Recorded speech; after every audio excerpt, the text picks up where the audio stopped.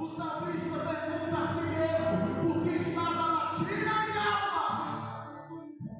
Por que se entristece dentro de mim? Espera em Deus.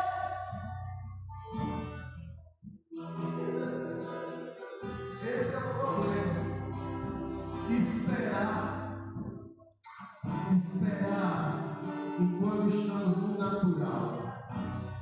A gente tem medo de passar fome. A gente tem medo de não ter o que vestir. A gente tem medo de não ter amigos. A gente tem medo. Parece que as coisas estão dando errado para nós. Será que está dando errado? Escuta uma coisa. Deus levou Israel para o deserto, porque Israel dependia do Egito. Mas quando Israel estava no deserto, nunca passou fome. Porque aquilo que era impossível descia do céu em forma de maná. Israel nunca passou sede. Porque aquilo que era impossível saía água de rocha. Você está entendendo? Nem calor nem frio. Era coluna de fogo de noite, coluna de nuvem de dia. Então deixa eu te dizer uma coisa: por que você anda abatido? Porque as coisas que é para te ensinar é aquilo que tem paralisado você. E sabe, Deus não vai ceder aos nossos caprichos. Mas essa noite eu queria te desafiar a acreditar naquilo que é impossível para o homem natural, mas que Deus está prestes a fazer no meio dessa igreja. Veja Cristo, o Santo dos Santos, em outro lugar, não sabe viver. E onde estiver,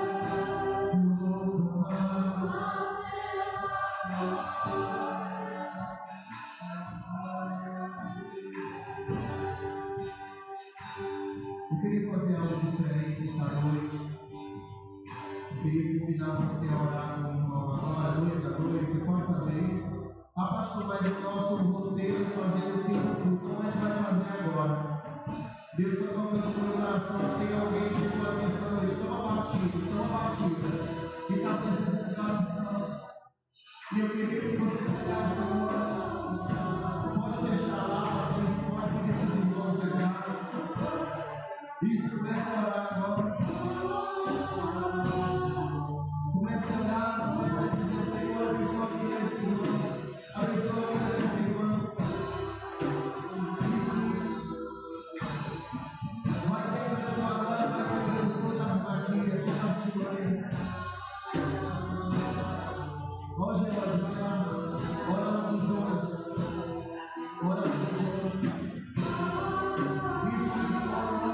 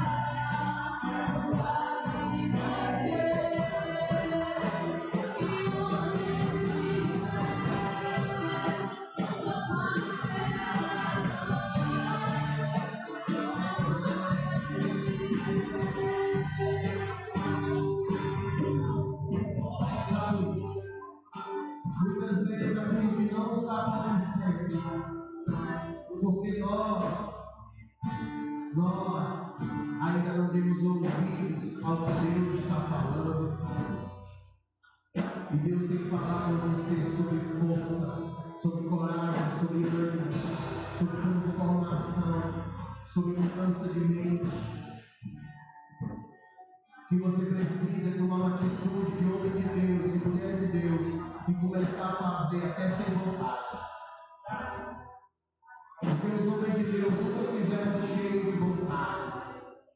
Ninguém vai morrer numa cruz, meu irmão, pulando e rindo e dizendo, graças a Deus.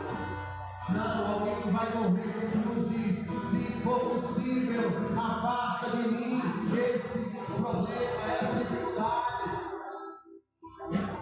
Mas o exemplo a ser cumprido é vá, faça o que tem que ser feito, tem que orar, ore, tem que ler, leia, tem que visitar, visita, tem que perdoar, perdoa.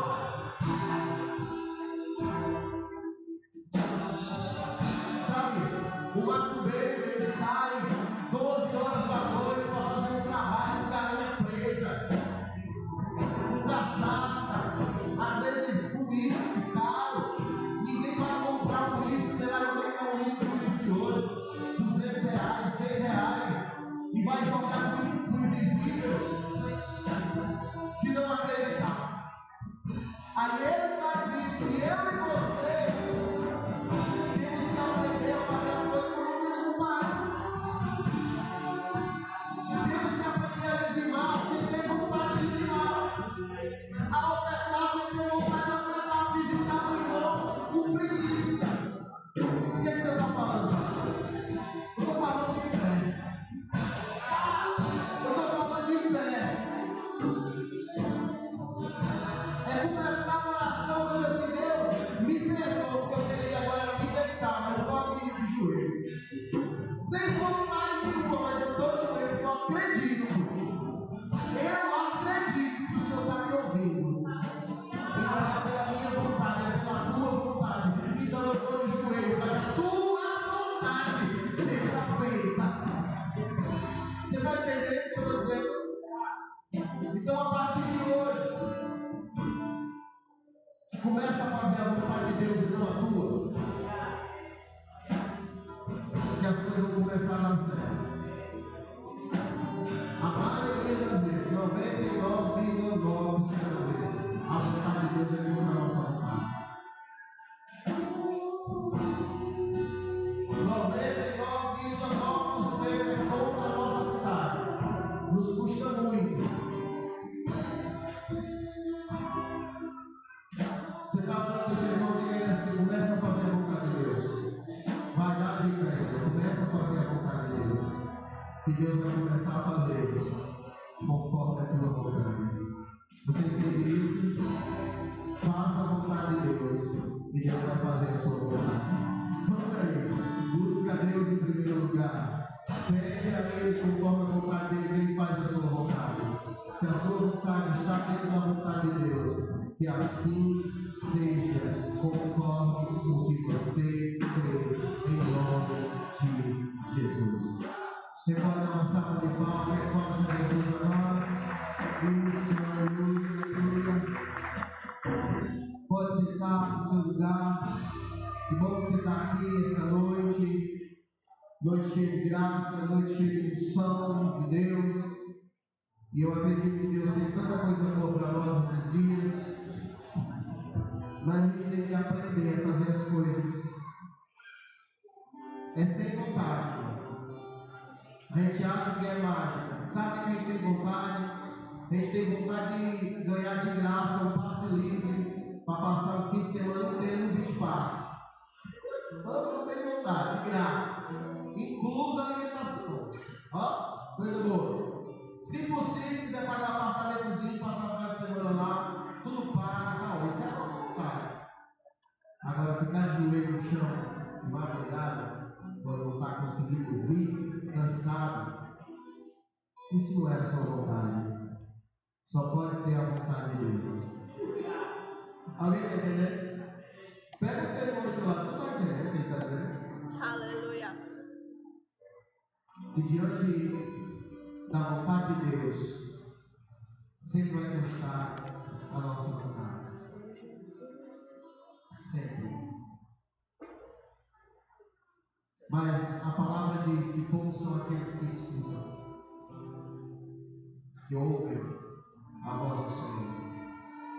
Que diante da nossa vontade, o Senhor sempre vai exigir tudo. O Senhor vai exigir algo de você que custou muito caro. Se não exigiu, ainda não começou. Como é, pastor? Vou entregar para Jorge vai trazer uma palavra, é porque Deus está falando, eu tenho que dizer. Deus já exigiu de você algo. O que, pastor? O Isaac. Uma família. Quer que eu diga os nomes para você entender? O Isaac, Abraão. Uma família, Abraão. José. Está tudo bem na vida de José. Até a vontade de Deus exigir tudo de José. E quando a vontade de Deus exigir tudo de você, e você conseguir dar, aí começou. Se não aconteceu ainda, não meu. Loucura. Ainda não começou.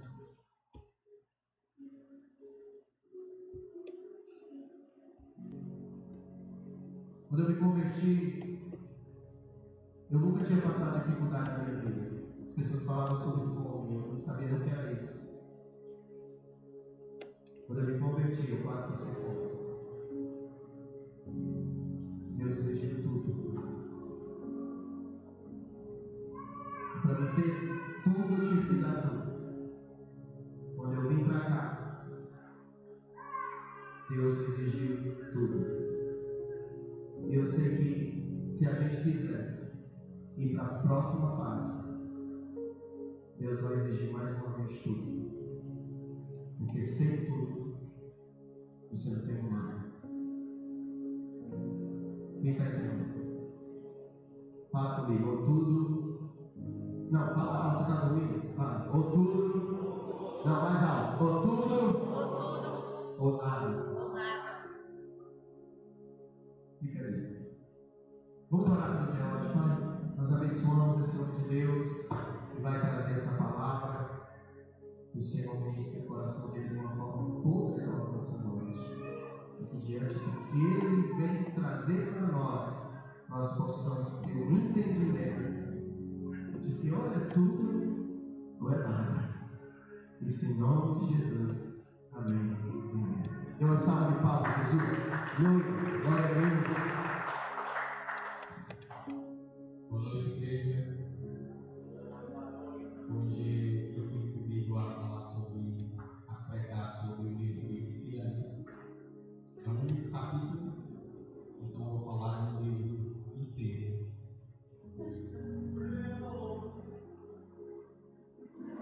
Filemão 1 começa assim: Paulo, prisioneiro de Jesus Cristo, e o irmão Timóteo, ao amado Filemão, nosso cooperador, e a nosso irmão Áfia e a Áquipo, nosso companheiro, e a igreja que está em sua casa. Graça a vós e paz da parte de Deus, nosso Pai, e do nosso Senhor Jesus Cristo. Graça dou a meu Deus, lembrando-me sempre de ti nas minhas orações, ouvindo teu amor e a fé que tens para com o Senhor Jesus Cristo e para com todos os santos, para que a comunhão da tua fé seja eficaz no conhecimento de todo o bem que em vós há por Jesus Cristo. Tive grande gozo e consolação do teu amor, porque por ti, ó irmão, o coração dos santos foi reanimado, pelo que ainda que tenho em Cristo grande confiança para te mandar o que te convém.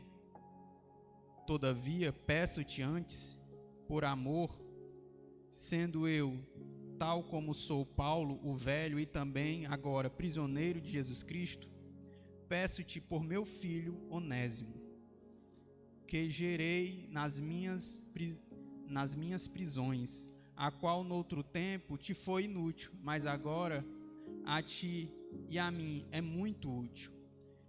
Eu tornei a enviar-te, e tu torna a recebê-lo como meu coração.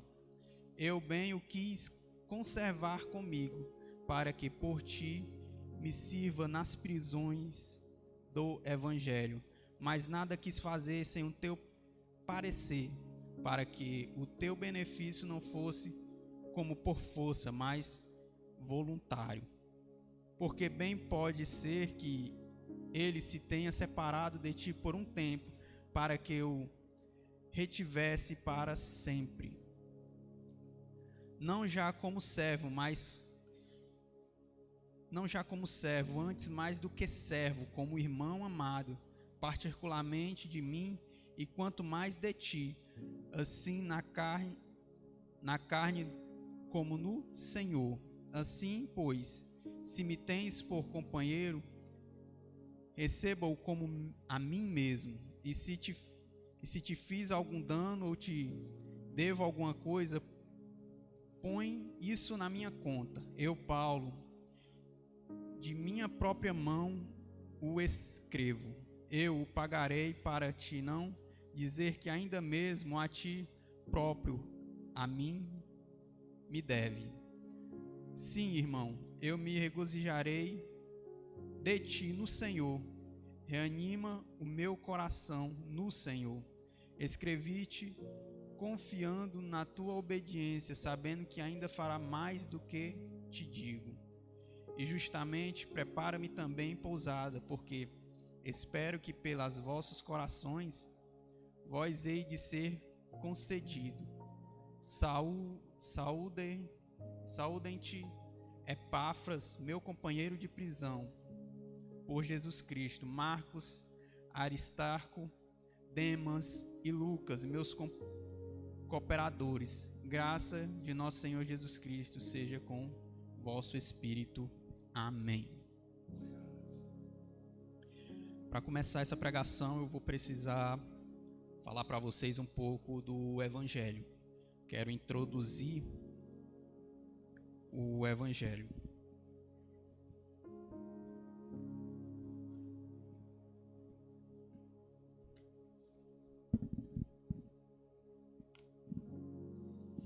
Isso vai ser muito importante, o que vai vir no decorrer da pregação. Eu quero levar vocês para Gênesis, Adão e Eva. Por que um pecado de Adão e de Eva recorre tanto a nós? Por que nos assola tanto o pecado de duas pessoas? Primeiro, a palavra Adão significa homem, mas também pode significar humanidade. E Eva significa aquela que dá vida. Se você ler no original, você vai ter mais ou menos a história assim. E Deus criou a humanidade e aquela que dá vida. E ao pecarem, a humanidade caiu e aquela que dá vida também caiu. Estou parafraseando para não ser muito extenso. Mas é mais ou menos isso que está contido lá. Para nosso entendimento ser melhor, as Bíblias são traduzidas assim. Eles dão Adão e Eva. Só que você percebe que, se você for ler atentamente o Gênesis, você vai perceber esse aspecto de humanidade no geral no Antigo Testamento. Você percebe que depois que Caim mata Abel, a Bíblia dá esse sentido de que Caim não é somente um homem, é toda uma etnia. Mesma coisa vai ser com Sete. Isso liga para nós que Adão é em si toda a humanidade. E é engraçado porque quem peca primeiro é Eva. Aquela que dá vida peca. Consequentemente, a humanidade peca. Porque a humanidade vem da mulher, que é quem dá a vida. Mas Adão não veio antes de Eva. Isso é uma simbologia antiga que aparece muito no Gênesis. E ao caírem, todos nós caímos. Em João vai ter em João 3,6 vai dizer que todo o que é nascido da carne é carne, o que é nascido do espírito é espírito. O que ele está falando? Que Adão, que é a carne, todos que nasceram dele, nasceram carnais. O que ele está falando? Adão, ao cair, o pecado gerou nele vontades pecaminosas, desejos pecaminosos, instintos pecaminosos. Quem nasce de Adão, logo mais nasce com desejos pecaminosos, com anseios pecaminosos, com instintos pecaminosos. E Jesus explica para Nicodemos que o que nasce do Espírito, nasce com anseios espirituais, vontades espirituais, instintos espirituais. Por isso que o que é nascido da carne é carne, e o que é nascido do Espírito é Espírito. Por isso precisamos de um segundo nascimento, que vem do Espírito, para suplantar toda a vontade, desejo e instinto da carne. Esse é o pecado original. E é muito interessante isso, porque a primeira coisa que acontece quando eles caem, eles se veem nus e eles se escondem de Deus. E o que Deus faz? Deus imediatamente mata um cordeiro para desvestir, para cobrir a sua nudez. Na Bíblia, nudez tem um significado muito grande de pecado. Quando você expõe um pecado, você está expondo a nudez do homem. O que ele é um pecador. Por isso que muitas vezes você for ler os profetas maiores e menores, às vezes Deus vai dizer: e eu vou expor sua nudez, para que toda a terra, ó Israel, veja quem tu és, pecadora. E ele mata um cordeiro para encobrir a nudez do homem, para cobrir o pecado do homem. E dali em diante, sacrificar um cordeiro é encobrir pecado. Só que a humanidade pecou. E esse pecado é eterno. Esse pecado é fatal. Deus traz uma única lei para Adão e Eva. E ele diz que se comeres dessa árvore, morrereis. E aqui a gente começa a entrar em Romanos 3,26. Que diz que Jesus Cristo é o justo e o justificador. Existe uma lei que, se você transgride, o resultado dessa lei é a morte. E essa morte tem que acontecer. A gente não faz ideia que Deus não pode fazer tudo. Ele é todo poderoso, mas Ele não pode fazer tudo. Ele não pode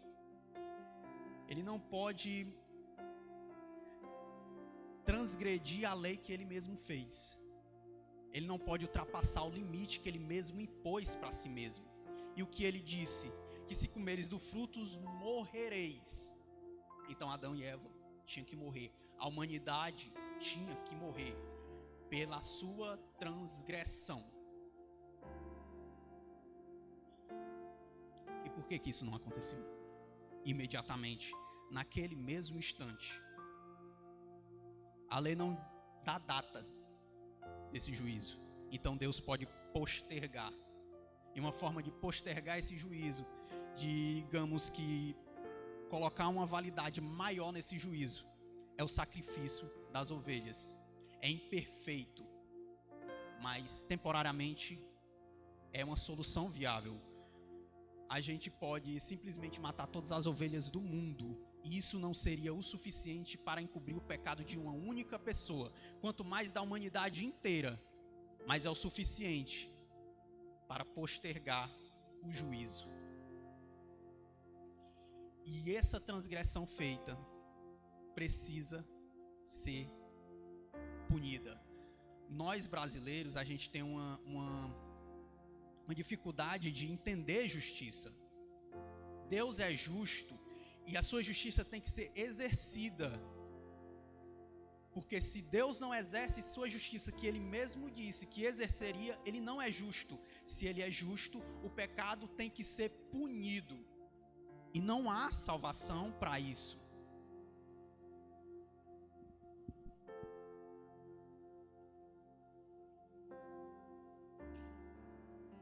Mas a Bíblia diz também que Ele é o justificador. E essa palavra é uma das palavras do Evangelho mais importante. O Evangelho existe várias palavras importantes: justificação, santificação, restauração, propiciação. São palavras extremamente importantes. Justificação é uma delas, extremamente importante. Se você for no dicionário Aurélio, ele vai dizer que justificação é tornar justo. Mas acredito que isso é pobre demais para o que está acontecendo aqui. Para Aurélio, justificação é como se fosse a inocentação de um criminoso, simples e pura. E é difícil para nós que a gente consegue ver que o nosso Estado inocenta qualquer um. Por isso que é difícil entender que um Deus justo não pode simplesmente, eu perdoo o seu pecado. Não tem a ver conosco, tem a ver com Ele. Ele mesmo disse que executaria a sua ira sobre aquele que pecasse, e Ele não pode recusar-se a si mesmo. Senão Ele não é justo. Isso é de fato justiça e não o que temos no Brasil. Mas a justificação é o quê? Nessa história de pecadores que não têm salvação, existe uma única forma de se ter salvação: se o pecado for pago por alguém que não é o pecador. Mas eu posso morrer pelos meus pecados. Isso não daria conta nem de um dia meu, nem de um dia de pecado meu, quanto mais todos os meus pecados, quanto mais o pecado da humanidade. Um homem não pode morrer pelo pecado da humanidade, porque o pecado da humanidade é grande demais. A não ser que não fosse qualquer homem. E Jesus Cristo não é qualquer homem. Pense, existe uma diferença muito grande de ser e de fazer. Você não é alguém que faz atos pecaminosos. Você é um pecador. Nós somos um pecador. Nós somos, não fazemos simplesmente. E por sermos é que fazemos o pecado. Traições, mortes, homicídios, tortura, engano, prostituição. Isso é fruto de um ser que por si só já é pecaminoso. Isso é só o resultado final dos seus intentos, dos seus desejos, das suas aspirações humanas. Isso é só o resultado final.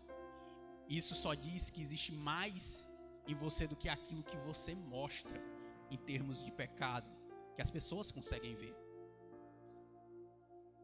Mas Jesus, sendo o justificador, consegue mudar isso. Por que que Jesus Cristo consegue morrer por toda a humanidade e um de nós não conseguimos? Você sabe por que que a lei de Moisés foi feita? A lei de Moisés foi feita para que nós saibamos que somos pecadores. E ao tentar seguir a lei de Moisés, não conseguimos.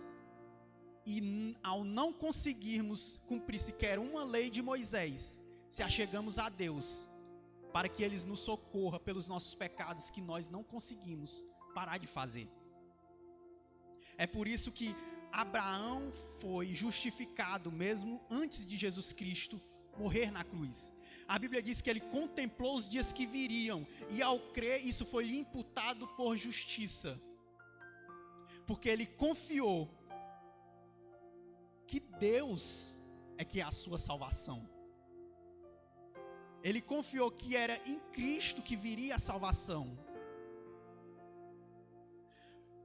Quando Adão e Eva caem e pecam, Deus já sabia desde aquele momento que somente Ele conseguiria salvar toda a humanidade.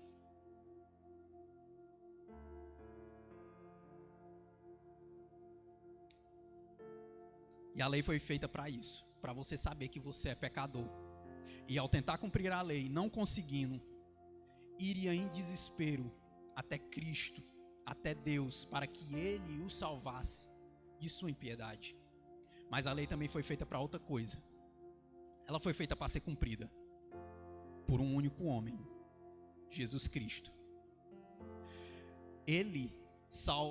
O seu sacrifício nos salva, porque Ele foi condenado como um pecador sem ser um pecador. Ele é totalmente diferente de nós, que não fazemos pecado, mas somos pecadores. Ele é totalmente diferente. Ele não faz coisas boas, Ele é o próprio bem. Ele não faz atos santos, Ele é o próprio santo. Ele é totalmente diferente de nós. E a nossa redenção, a nossa justificação foi fruto não só da morte dele na cruz, mas de seu nascimento, de sua vida, de sua morte, de sua ressurreição, de sua ascensão ao céu e da vinda do Espírito Santo. Ele diz lá em João que se uma semente cai no chão e não morrer, estava falando dele, ela não dará frutos. Ele tinha que ir para o Pai, porque se ele não fosse para o Pai, o Espírito Santo não viria. E é justamente esse Espírito Santo que está em nós hoje, que nos dá um novo nascimento, que nos dá um novo intento em nossos corações, um novo desejo, um novo instinto espiritual. Isso é o novo nascimento em Cristo Jesus. Então tudo que Cristo fez, toda a sua ação, foi preciso para a nossa salvação. Não somente aquilo que aconteceu na cruz. E isso é justificação. Jesus Cristo foi condenado como um criminoso. O maior dos criminosos era colocado em cruz romana. E ele foi condenado como o maior dos criminosos, sendo o melhor dos homens. Ele foi morto injustamente, sendo ele o mais justo. Ele foi crucificado e humilhado, sendo ele o mais humilde. Você entende isso? Somente um homem desse é capaz de te salvar. É por isso que ele vai até o inferno e volta para o céu. Porque o inferno não conseguiu segurá-lo. Quando o pecador cai no inferno, ele não consegue mais sair. Mas um homem santo, quando cai no inferno, as portas do inferno não conseguem prevalecer contra ele. E foi o que aconteceu. Não era o lugar dele lá. Mas ele foi pelos nossos pecados. Isso é justificação. Justificação é quando você e eu estivermos diante dos portões do céu, conseguiremos tirar um documento do nosso bolso e mostrar aos anjos que nos barraram e dizer assim, esse documento vai estar escrito: George Pereira da Cunha é salvo,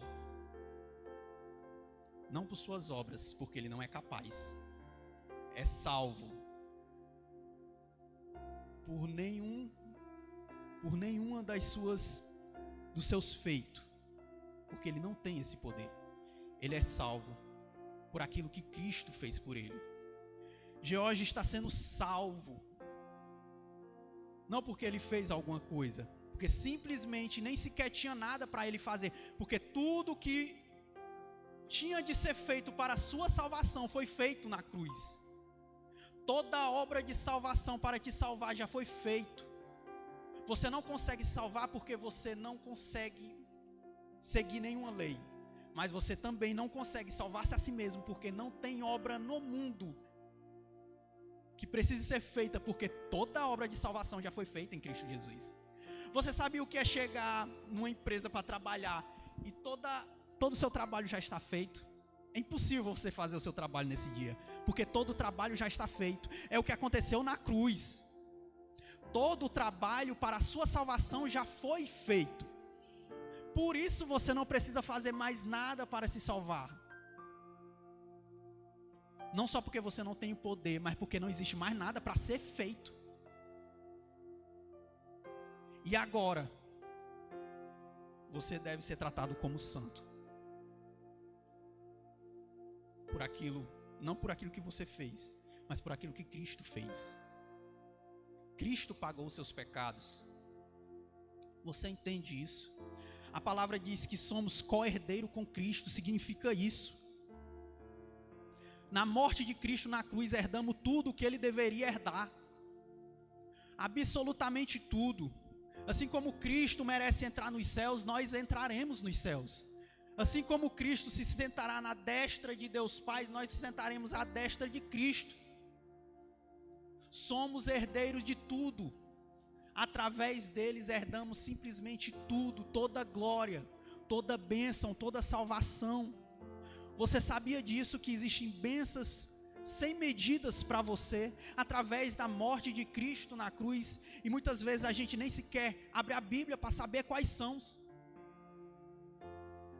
Você herda tudo, absolutamente tudo. Você sabe o quão tudo é esse tudo?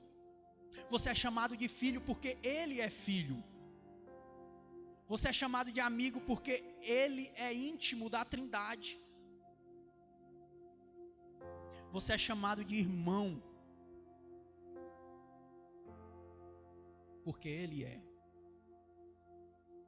Você é chamado de santo porque Ele é santo. Você pode entrar no céu porque Ele é que tem o direito da salvação e não você.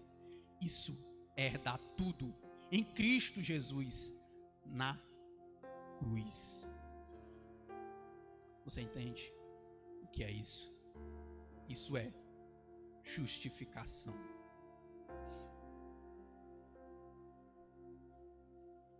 Isso é o Evangelho.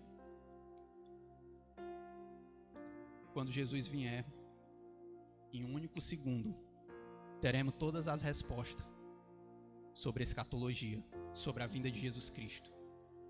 Todas as dúvidas, pós-tribulacionismo, pré-tribulacionismo, amilenismo, tudo num segundo será respondido, mas passaremos a eternidade no céu. 1 milhão de eternidades e não seremos capazes de sequer arranhar a superfície do que é o Evangelho. Não existe mais nada que mereça ser estudado, não existe mais nada que mereça a nossa atenção, a não ser o Evangelho de Jesus Cristo. Da primeira palavra da Bíblia até a última palavra lá em Apocalipse, este livro se dedica exclusivamente a demonstrar esse Evangelho.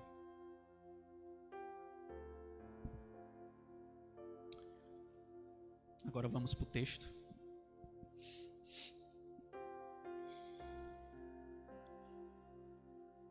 Essa carta de Filemon, ela foi uma carta escrita por Paulo para que ele pedisse que Filemon visse Onésimo como irmão. Onésimo é o escravo de Filemon. A carta não diz como ele fugiu, ele é um fugitivo. A carta não diz o porquê que ele fugiu. E a carta não diz como ele chegou a Paulo. Mas se você for ver algumas traduções, e eu acho que a NVT, ela vai mostrar muito isso. Onésimo é convertido nas prisões de Paulo. Ele não está preso, mas é convertido nas prisões de Paulo. E ele está pregando o Evangelho no lugar de Paulo. Por isso que Paulo diz, eu queria que ele ficasse comigo, mas eu não vou passar por cima de você. É isso que Paulo diz. E Onésimo, pelo que ele diz da carta, Onésimo está no nível de Timóteo, de Tito, para Paulo. Ele é muito valioso para mim. E ele manda essa carta. Essa carta, ela exala o Evangelho. Essa carta é uma carta curta, que eu não acreditei no que eu iria encontrar, que eu não tinha ideia da profundidade desta água, de quão doce esta água é.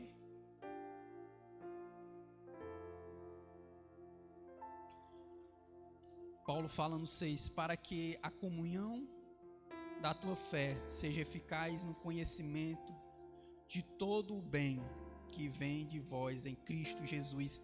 Ele está aqui pedindo a Filemon um amadurecimento maior de sua fé. Acredito que a NVT vai mostrar isso. Ela mostra melhor essa parte. Eu estou com a Almeida Fiel aqui. E ela vai mostrar melhor essa parte do versículo 6.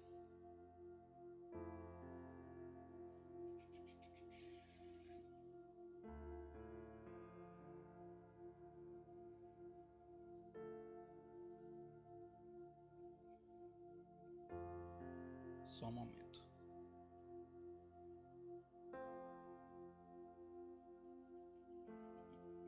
Aqui.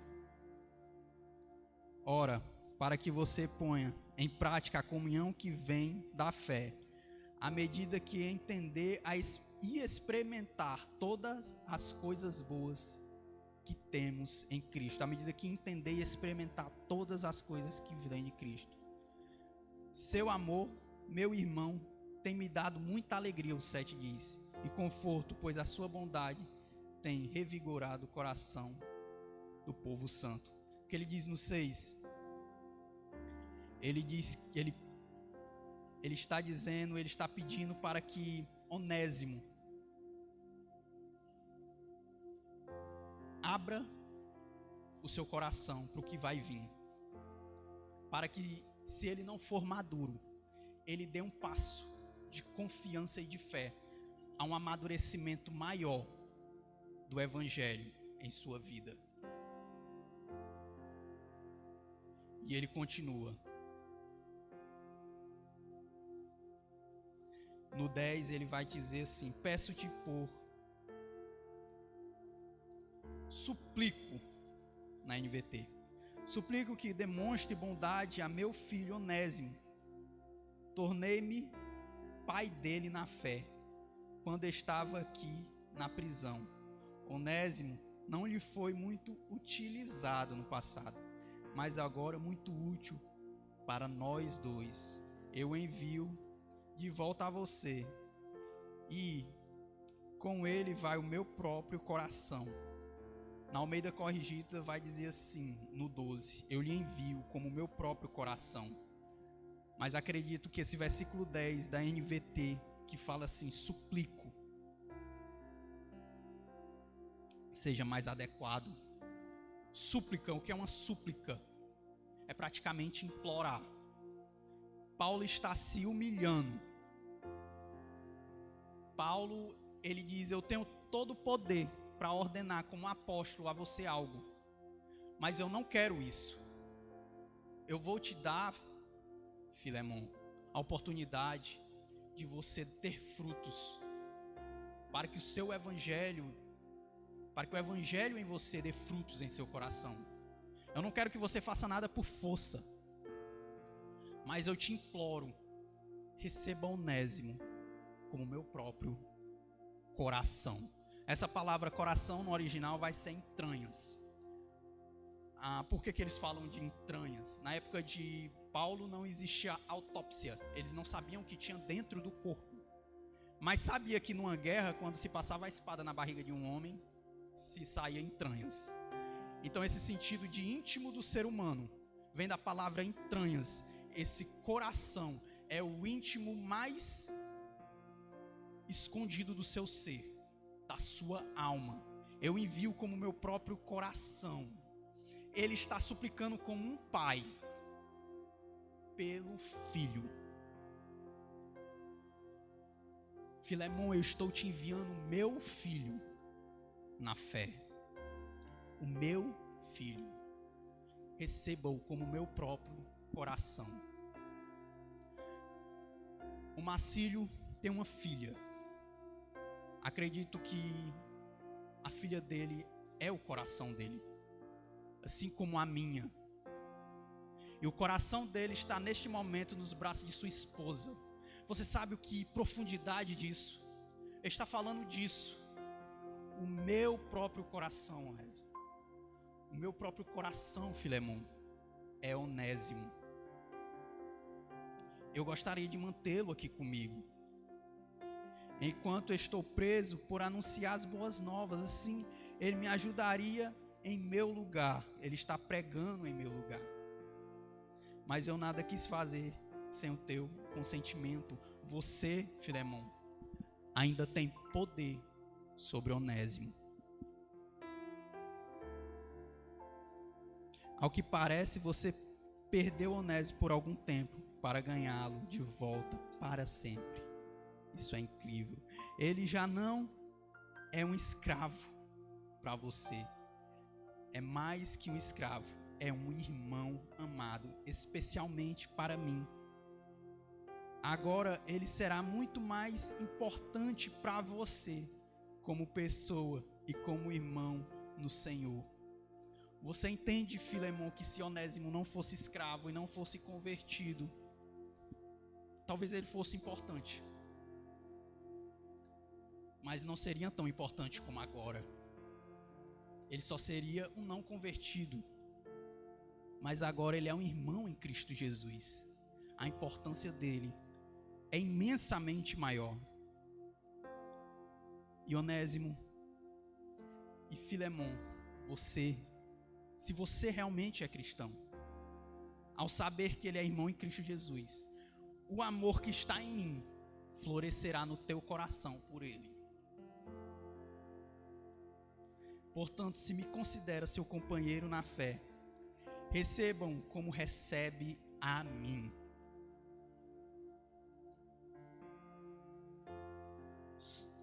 No mundo antigo, só uma única pessoa podia ser como a outra. E normalmente era sempre o filho. Receber o filho era como receber o pai.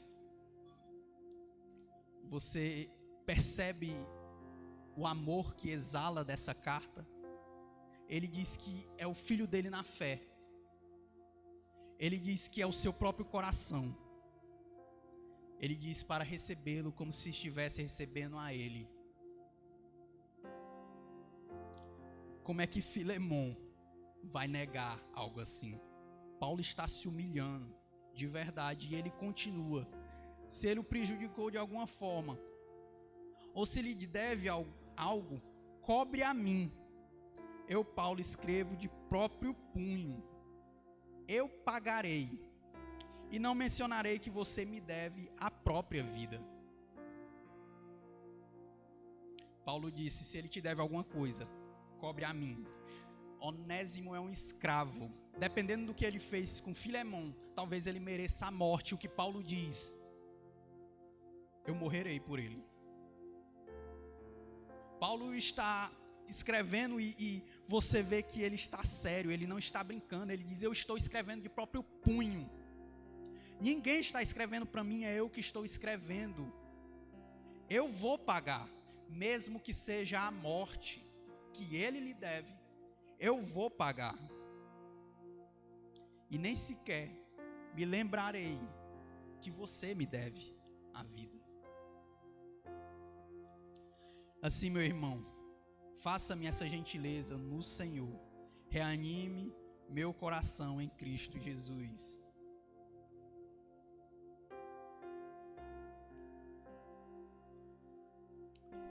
O que alegrava Paulo não tinha nada a ver com ele. Percebeu?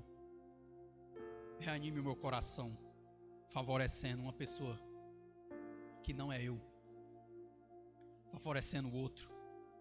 O que vai me dar alegria é o amor que você vai mostrar por Onésimo.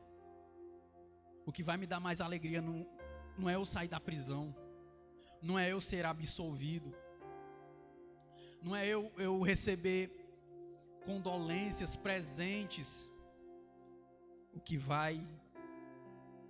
O maior presente que você pode me dar é amar Onésimo como eu amo ele.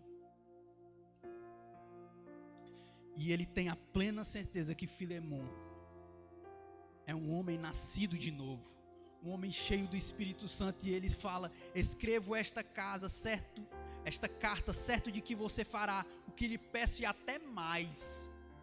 Eu tenho certeza que você é um homem que nasceu de novo, Filemon. Eu tenho certeza que aí no seu coração há amor de Cristo, para que transborde em Onésimo. E ele continua falando para que ele ainda tenha a esperança de sair da prisão e se encontrar com Filemon. Quando eu estava fazendo essa pregação, eu li alguns comentários. E lendo algum deles, eu não sabia o que pregar. É uma carta que passa desapercebido, as coisas estão muito nas entrelinhas. Mas uma única frase me deu a pregação. Uma única frase, e eu não precisei ler mais nenhum livro. Não tinha porquê. Não existia mais nada dos livros que me servisse para fazer essa pregação, porque aquela única frase, enviada pelo Espírito Santo, fez a pregação para mim praticamente. E se eu tivesse de dar um título a essa pregação, seria justamente essa frase: somos todos onésimos. Paulo exala o caráter de Jesus Cristo nesta carta. Ele exala o evangelho. Há uma diferença muito grande do fazer para o ser. Muitos cristãos hoje na nossa era, eles fazem atos cristãos. Mas Paulo nessa carta, ele é cristão de fato. Ele exala o amor de Jesus Cristo. Eu estava, antes de me pedirem para pregar sobre essa carta, eu estava lendo o discurso de despedida e a última oração de Jesus. Eu acredito piamente no meu coração que essa carta não é uma carta de Paulo a Filemon sobre Onésimo. É uma carta de Cristo para Deus sobre nós. E eu acredito que essa carta foi feita lá no Getsêmani, quando ele disse: Pai, recebam-os como se fosse o meu próprio coração. Eles lhe devem algo. Eles lhe devem. Eu irei pagar. Recebam-os como se fosse a mim mesmo. Eu irei e os deixarei em suas mãos. Por um tempo, o Senhor ficou sem eles. Eles foram pecadores, destituídos de ti, longe da tua santidade. Mas agora, através do meu sacrifício, eles estarão contigo para sempre.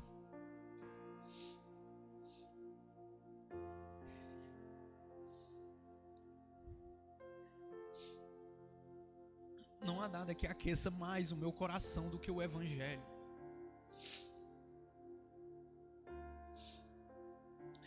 Eu os entrego nas suas mãos.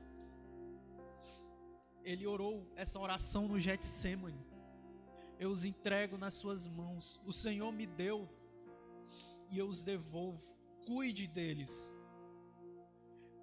Eu dei a luz a eles, meus filhos na fé, na minha prisão, na minha provação nesta terra, nas minhas tentações, foi quando eu dei a luz a eles. Eu sei que existe amor em ti para recebê-los. Eu sei que tu me amas e os amas para fazer infinitamente mais do que aquilo que eu te peço. Eles não são mais escravos. Eles não são mais escravos do pecado. Eles agora são filhos teus. Eu escrevo de próprio punho. Eu oro com meus próprios joelhos a ti, meu Pai. E se é a vida que eles lhes devem, eu morrerei por eles. Eu morrerei por eles.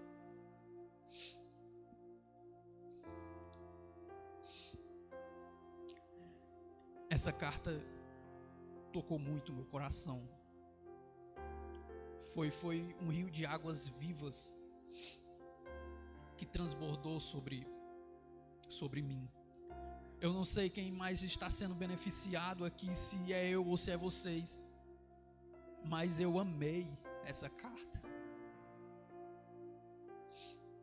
Eu quero ser deste jeito.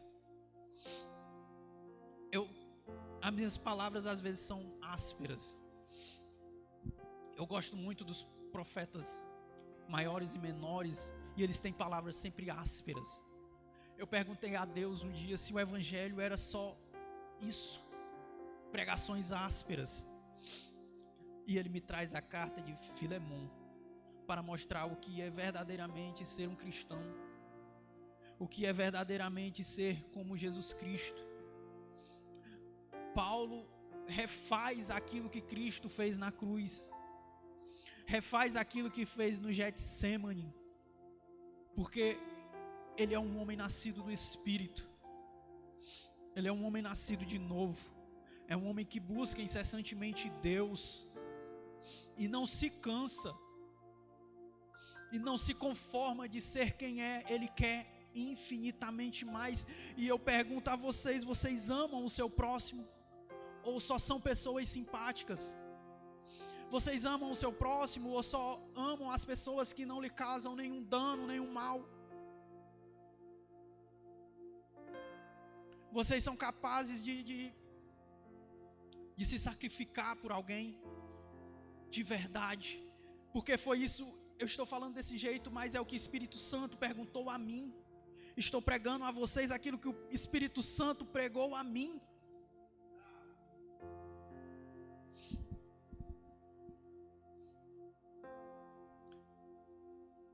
Isso é amor. As pessoas virão, vocês vão pregar o evangelho, as pessoas virão até vocês, e vocês têm que ter a consciência de que elas são pecadoras, elas estão aqui, elas só sabem fazer uma coisa, causar mal nos outros, e você tem que aguentar as pancadas, sabendo que ela é o que é, uma pecadora, mas que quando Cristo converter suas almas, quando Cristo restaurar suas vidas, elas farão infinitamente mais, serão infinitamente mais valiosas para vocês. Não vão para o mundo achando que as pessoas vão aceitar vocês.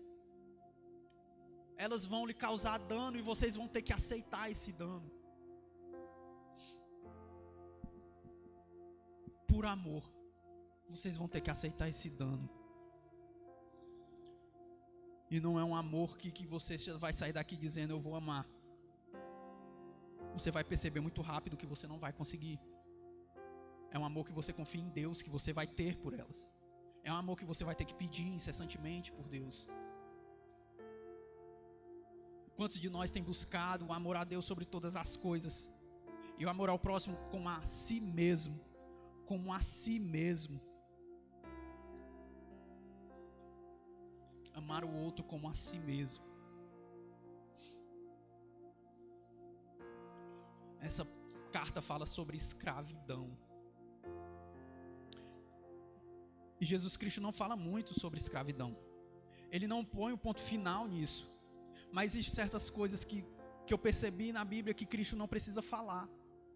Ele não precisa falar sobre escravidão, nem pôr um ponto final nisso, porque não tem a ver com um simples ativismo nosso. Vamos vamos acabar com a escravidão, porque Cristo mandou.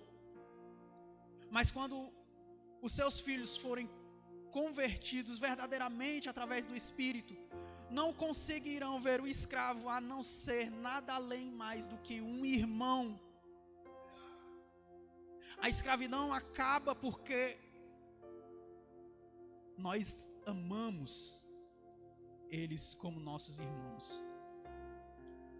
E a escravidão tem fim por aquilo que Cristo fez e não por que nós fazemos, por algum ativismo nosso político. Existem certas coisas que devemos confiar em Deus, e isso é uma delas. E olha para o mundo. Existe muita escravidão ainda, mas nunca existiu tanta liberdade. E quem foi o responsável disso, senão Deus?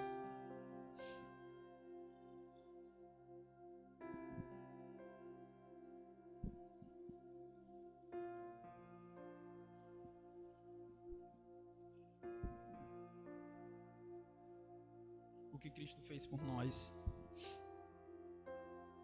vai muito além do que conseguimos imaginar,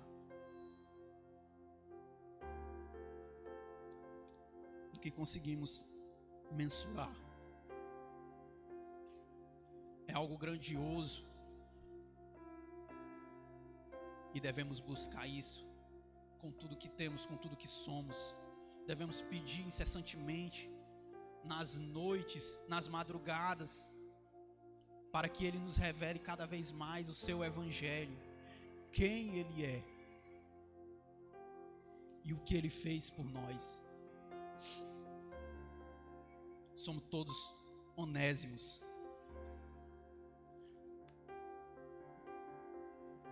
E essa carta não deixa dúvidas de que Cristo nos receberá, de que Deus nos receberá. Não existe dúvida de que Deus atendeu a oração de Cristo no Getsêmani. Não existe dúvida. O que nos impede de crer? O que nos impede de confiar?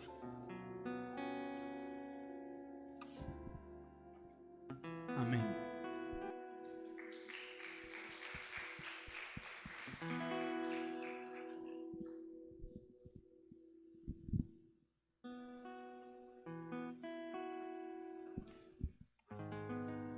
Queria que você ficasse de pé agora.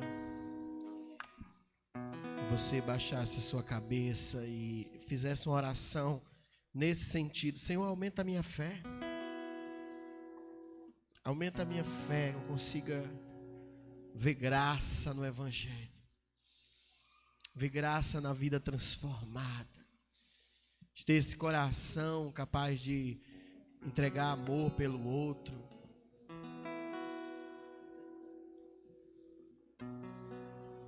Isso. Comece a orar por você agora.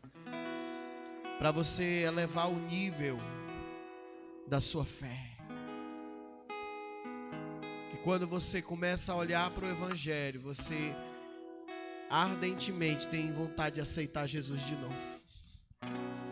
Vê que você está longe de ser alguém que é capaz de deixar de olhar para o próprio umbigo, para as próprias necessidades.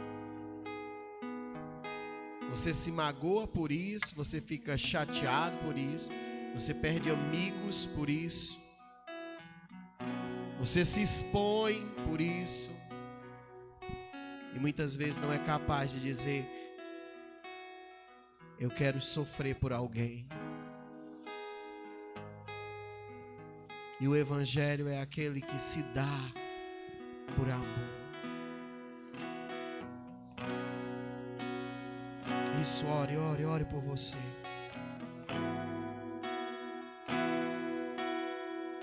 Oh, Senhor. Sim, Senhor.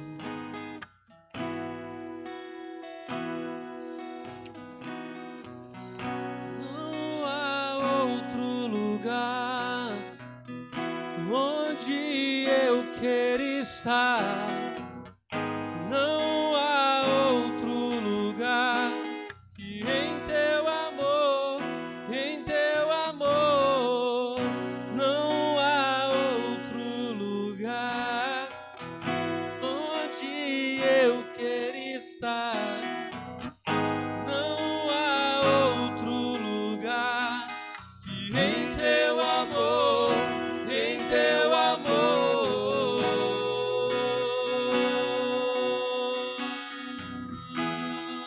Você precisa reconhecer, ter atitudes para que você melhore a fé que você diz que tem. Não há outro lugar onde eu quero estar. Não há outro lugar que em teu amor, em teu amor. Não há outro lugar onde eu quero estar. Não há outro lugar que em teu amor, em teu amor. Acende um fogo em meu coração, eu não resistirei, eu não controlarei. Eu quero mais de ti, Deus. Eu quero mais de ti, Deus. Acende um fogo em meu coração, eu não resistirei, eu não controlarei. Eu quero mais de ti, Deus. Eu quero mais de ti, Deus.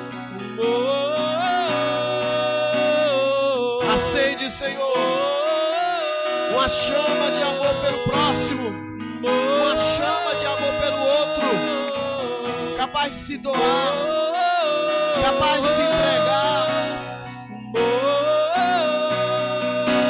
Que nós abaixemos todo o egoísmo, que nós possamos ser homens e mulheres capazes de buscar a palavra de Deus. Teu amor é melhor que a própria vida. Teu amor é melhor que a própria vida. Teu amor é melhor que a própria vida.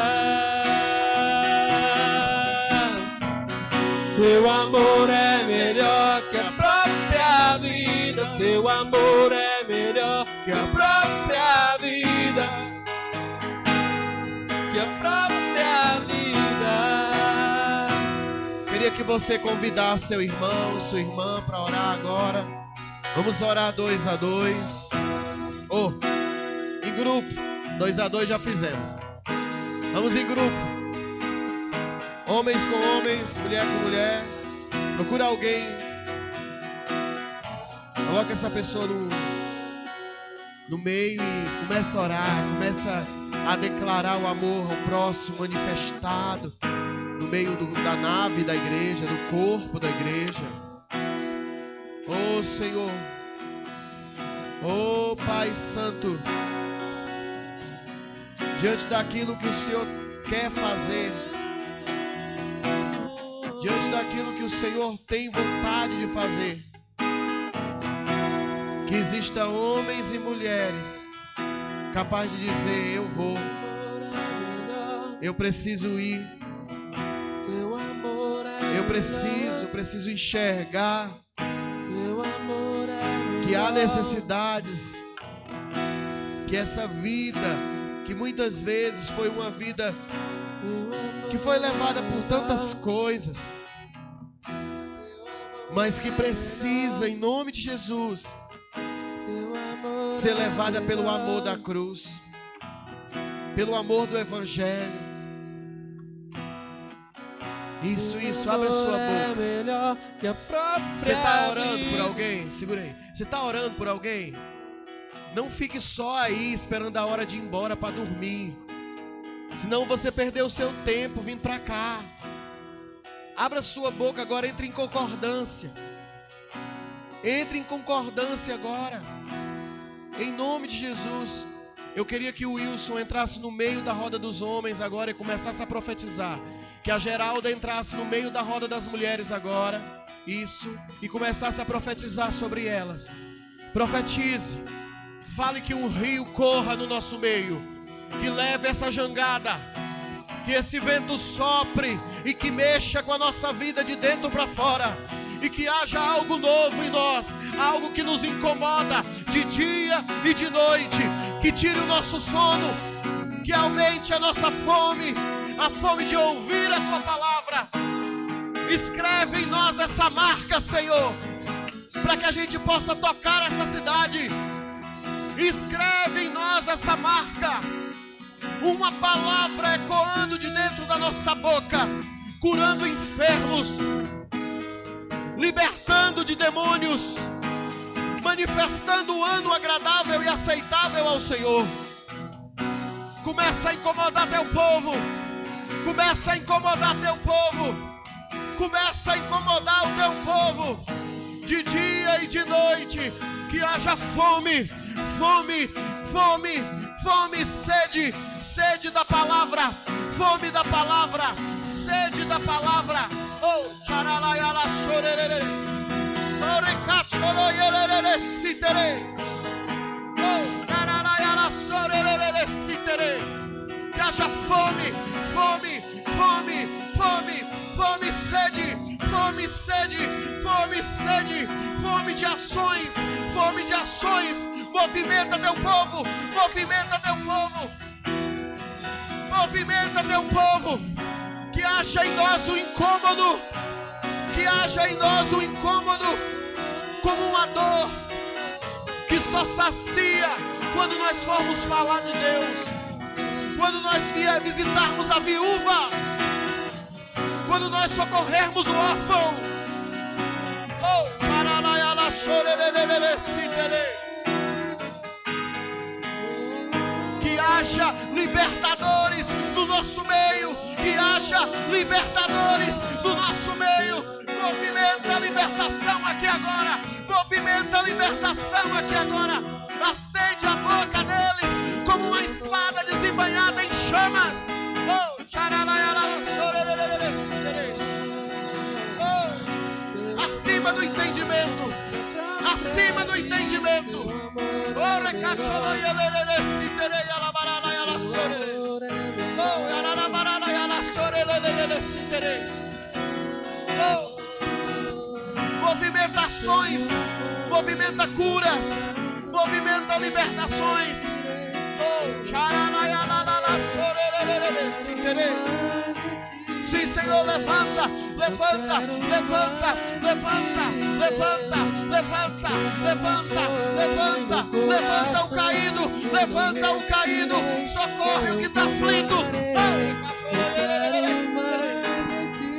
Oh, movimenta a que está parada, movimenta a que está estéril.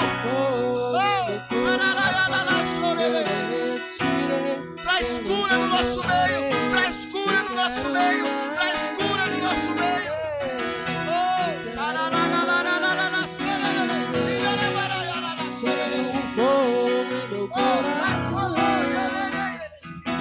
Eu não encontrarei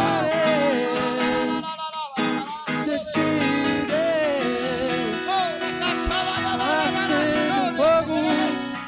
Acende fogo em meu coração. Eu não resistirei. Abre a tua boca e começa a falar em línguas agora. Fala línguas estranhas agora. Seja batizada, seja batizada, seja batizado com fogo, com fogo, com fogo, com fogo. Meu coração. Eu quero mais. Queremos mais de ti, Deus.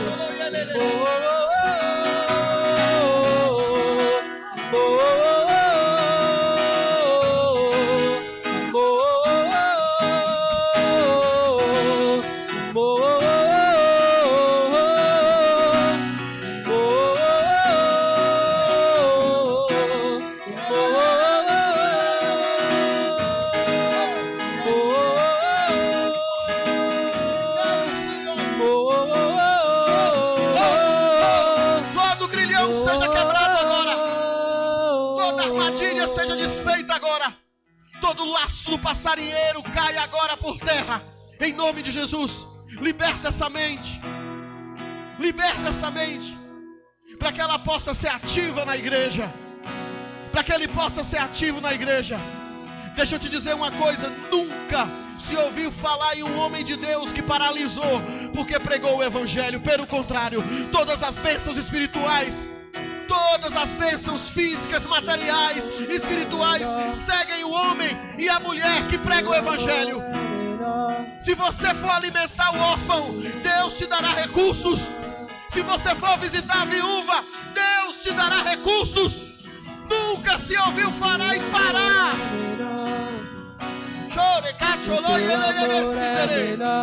Então, por que estás temendo? Abre a tua boca.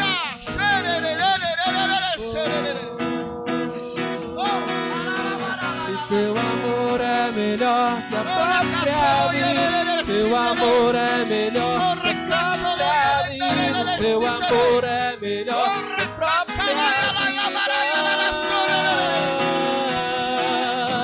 O teu amor é melhor que a própria vida. O teu amor é melhor que a própria vida. O teu amor é melhor que a própria vida.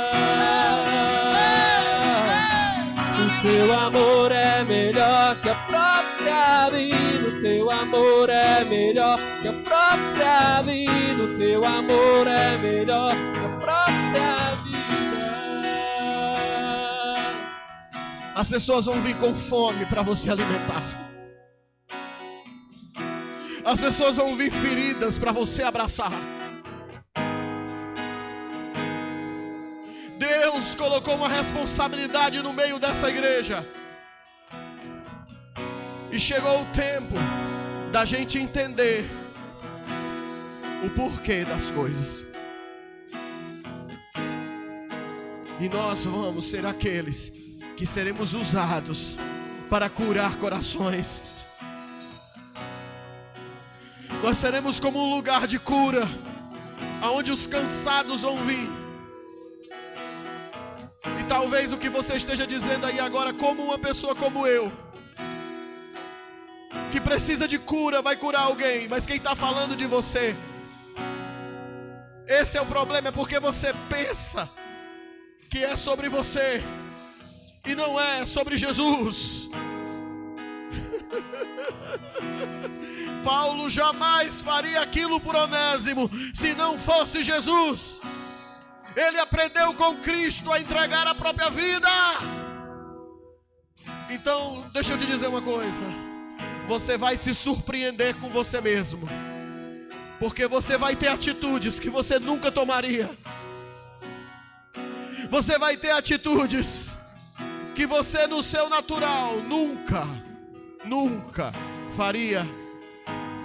E Deus vai te surpreender. Porque talvez você diga, Deus vai usar fulana, Deus vai usar ciclana, e Deus vai te surpreender, porque Deus vai usar você. Deus vai usar você. E aqueles que te conhecem não vão acreditar.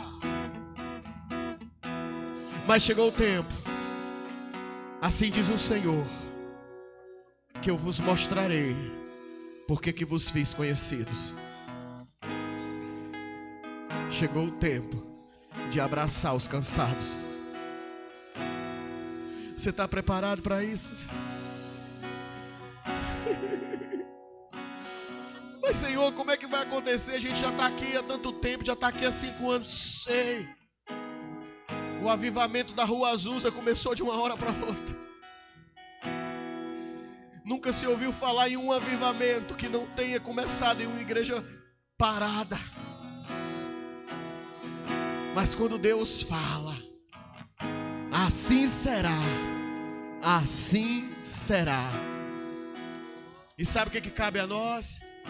Sem entender como isso pode acontecer, olhando para a nossa situação hoje, cabe a nós dizer, eis-me aqui, Senhor.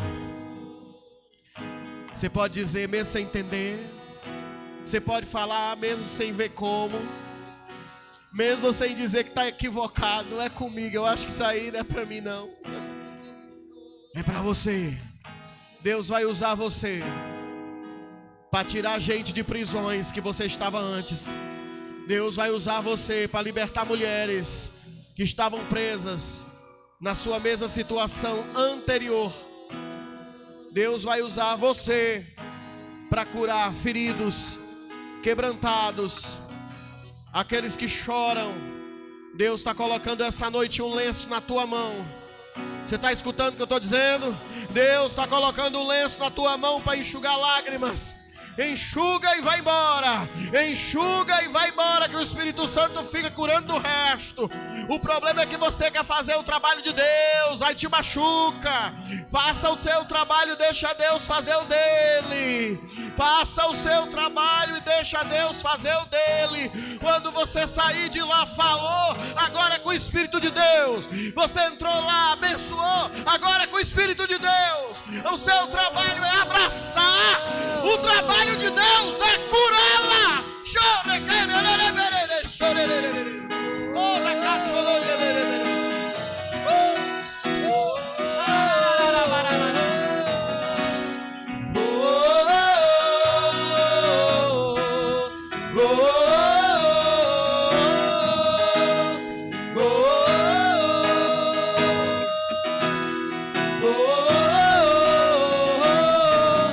Teu amor é melhor que a Abraça tua irmã, abraça teu irmão. Teu amor dá um abraço é dele agora, dá um abraço dele. Diz: Deus está contando com você. É melhor que a Deus está contando com você. Teu amor é melhor que a própria vida. Teu amor é melhor que a própria vida. Teu amor é melhor que a própria vida.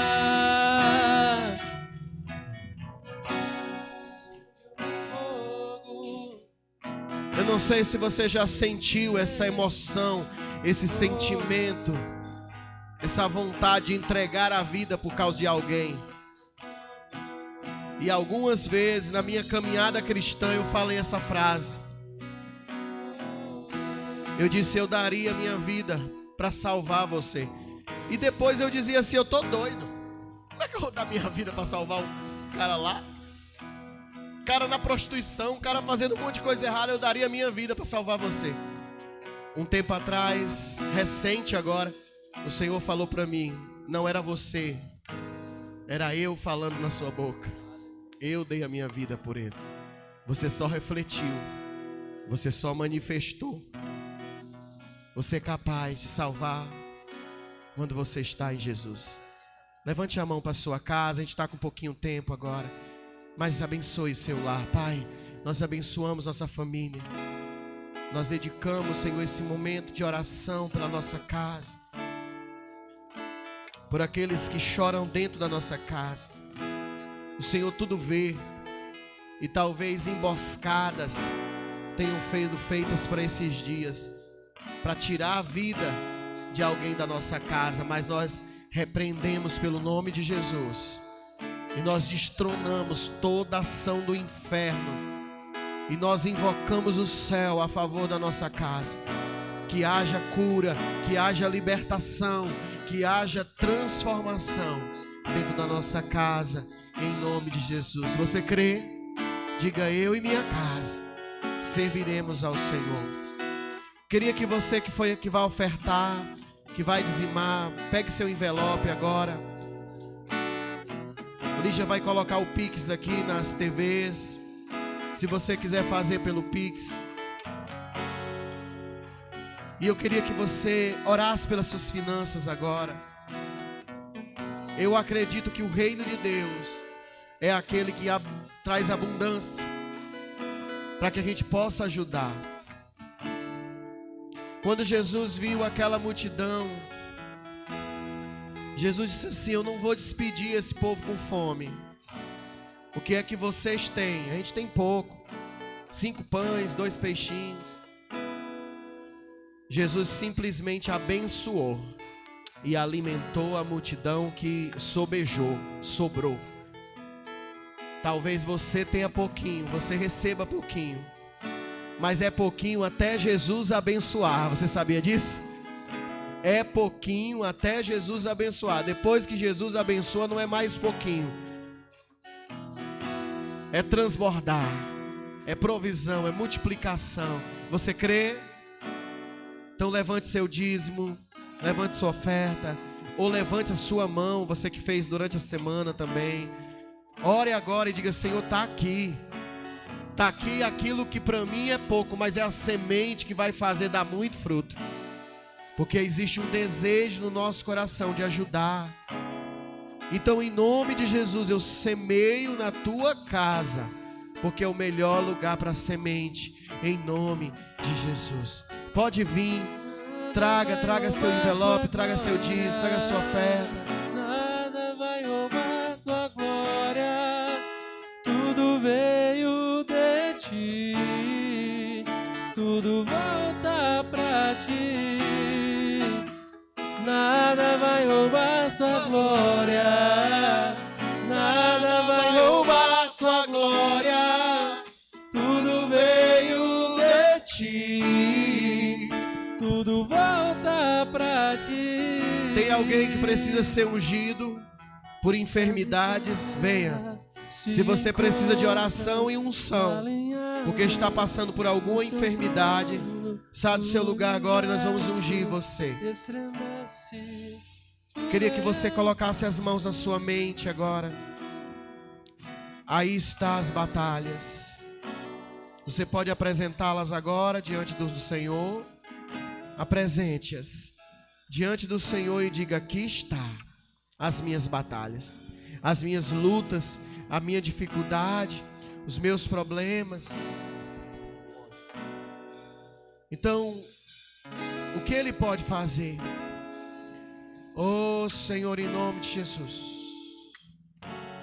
Oh Senhor, em nome de Jesus. Comece a orar e declarando cura agora. Senhor, eu declaro cura. Cura sobre o meu corpo, cura sobre a minha mente, cura sobre as minhas emoções.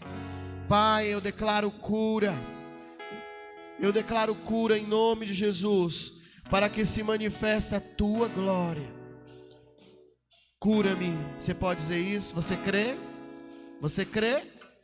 Então diga: cura-me, Jesus. Deixa eu contar esse testemunho. Fale: cura-me, cura minha mente, cura o meu coração, cura o meu corpo, para que eu conte esse testemunho.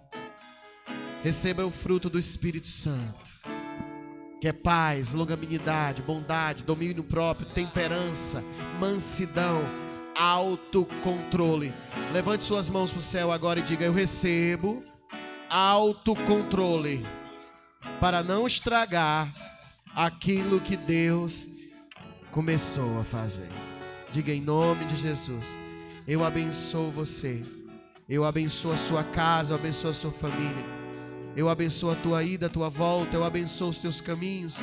Que o Senhor se incline para ti, tenha misericórdia de ti e te abençoe e te dê paz, principalmente paz, para continuar a lutar e nunca baixar a cabeça diante dos inimigos. Isso em nome de Jesus. Amém e amém. Dê uma salva de palmas bem forte a Jesus. Aleluia. Abraça teu irmão. Abraça teu irmão. Diz a ele: Deus é contigo. Deus é contigo.